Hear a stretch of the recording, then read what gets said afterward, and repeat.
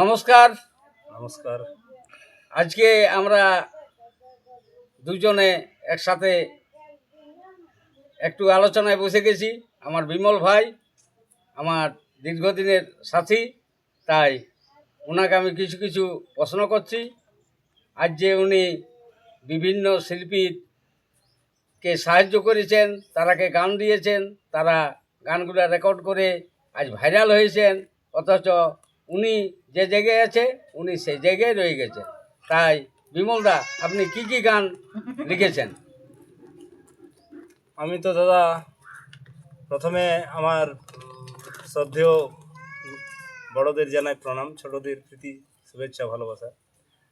আমি তো দীর্ঘদিন ধরেই গান লিখছি। যখন আমি ক্লাস 6-7-এ পড়ি, যখন আমি প্রথম হাই স্কুলে ভর্তি হই, তখন থেকেই আমি গান লিখছি। রাস্তায় চলতে চলতে আমি গান লিখেছিলাম।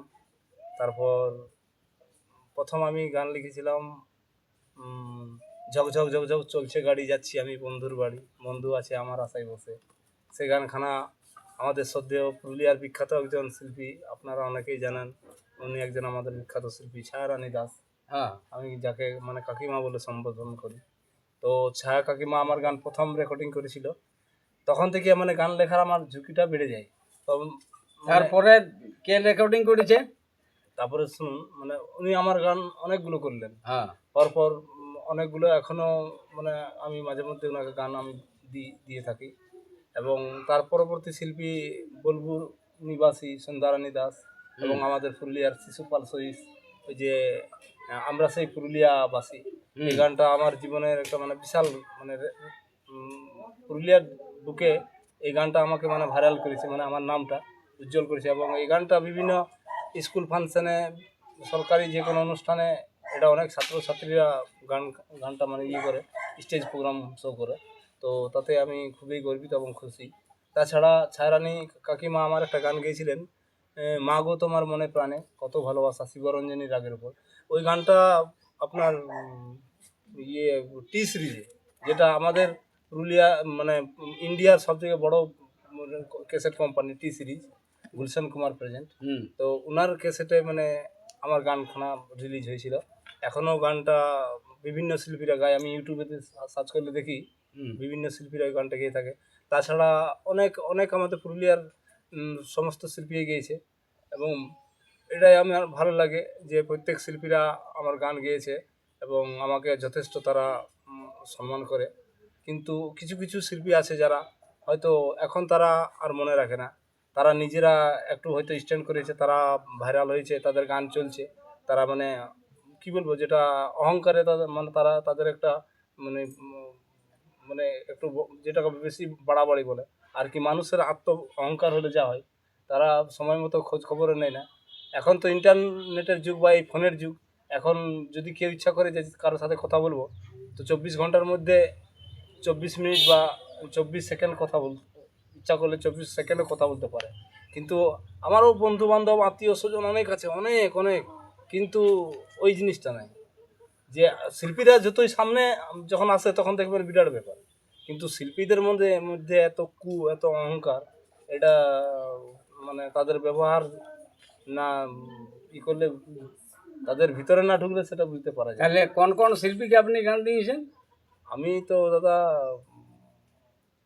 ওই তো বললাম প্রথমে ছায়ারানী, তারপর আমাদের গোকুল দাস বিখ্যাত শিল্পী, বলতে ভুলে গেছিলাম।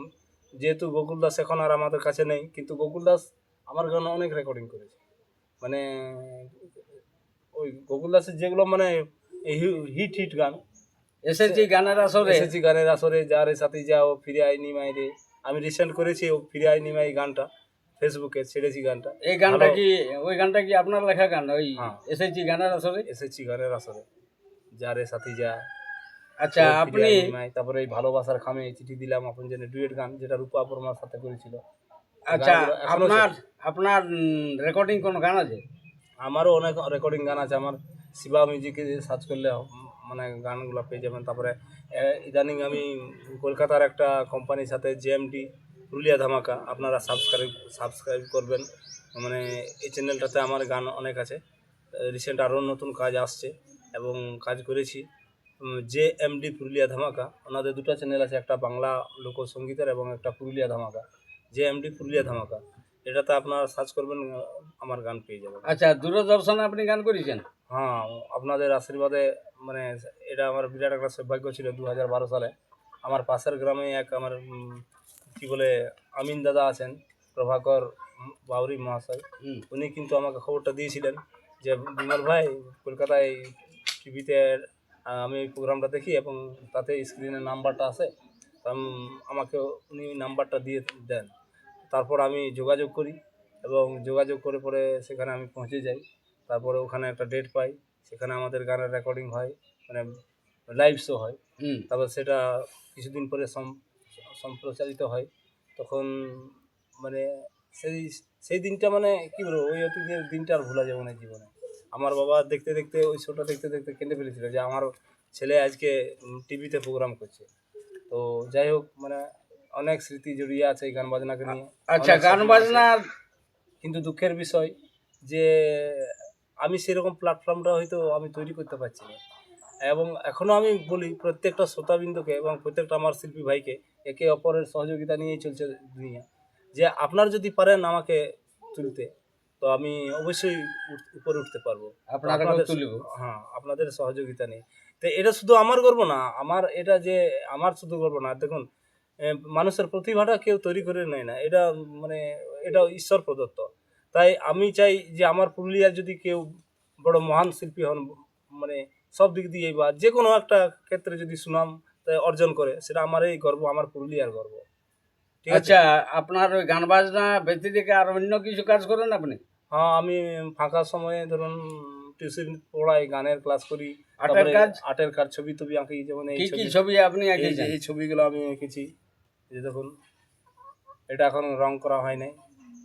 তারপরে এই ছবিটা এখন রং করা হয় নাই। তারপরে যেগুলো রং করা হয়েছে সেগুলো দেখাবো, আপনারা দেখবেন।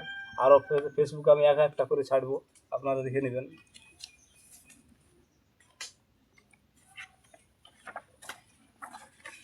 এই ছবিটা এখন রং করা হয় নাই, এটা আপনার নিজের হাতের তৈরি? এগুলো আমার হাতের তৈরি। তা আপনার আর্ট স্কুল আছে নাকি? আর্ট স্কুল, হ্যাঁ, আমি অনেক দিনই জায়গা পাচ্ছি না সেরকম। ঘরে আমি শুরুও করেছিলাম, তারপরে মাঝে মধ্যে অনেক ব্যাপার আছে, সেগুলো সব কিছু বলা যায় না এখন। তাহলে হয়তো আপনার ছাত্রছাত্রী কিছু আমি আছে? গ্রামের মাস্টার বলে হয়তো অনেকে গুরুত্ব দেয় নাই। শহর টাউন বাজারে সেরকম আমার জায়গা নাই।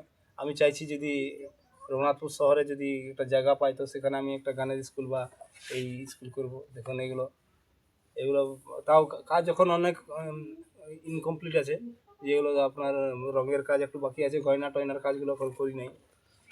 কারো যদি মানে আর্ট শেখার ইচ্ছা থাকে, আপনারা যোগাযোগ করবেন। এবং কি আমি এই যে আপনার ছবিটা আমি শুধু মানে করে দেবো।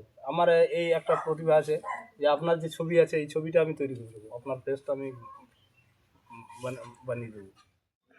তাহলে বিমল ভাই, একটা তাহলে গান হোক। ঠিক আছে।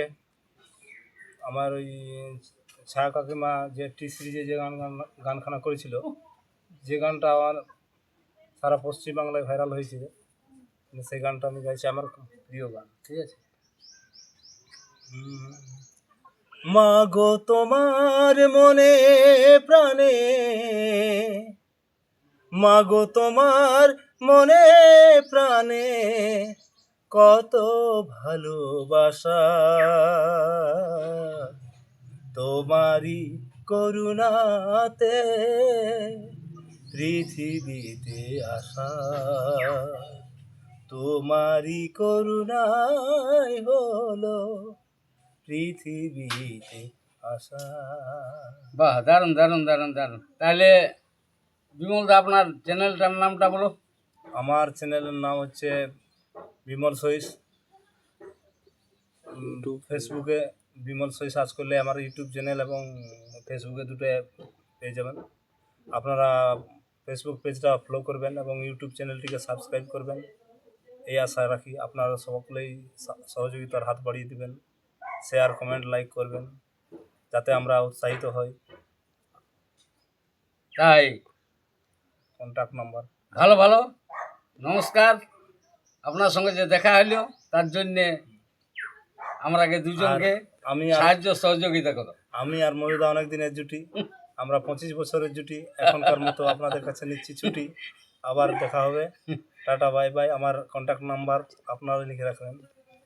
কন্ট্যাক্ট নাম্বারটা তাহলে, আর আমার চ্যানেলটাও তোমরা ফলো করবে। আমার চ্যানেলটা হচ্ছে মধুসূদন বাঁশুরিয়া, ইউটিউব চ্যানেল দাদা, হচ্ছে dialogue- মধুখুড়া আর মধুসূদন বাঁশুরিয়া। তাই আমার নাম হচ্ছে মধুখুড়া, আমি বয়সে বুড়া, আমার কাজটা হচ্ছে সাইডে চূড়া। নমস্কার, ওকে, বাই বাই। তোমাদের আপনারা কন্ট্যাক্ট নাম্বারটা রাখবেন 9932352178। নমস্কার। আর আমার কন্ট্যাক্ট নাম্বার 9732014846, মধুবাবুল।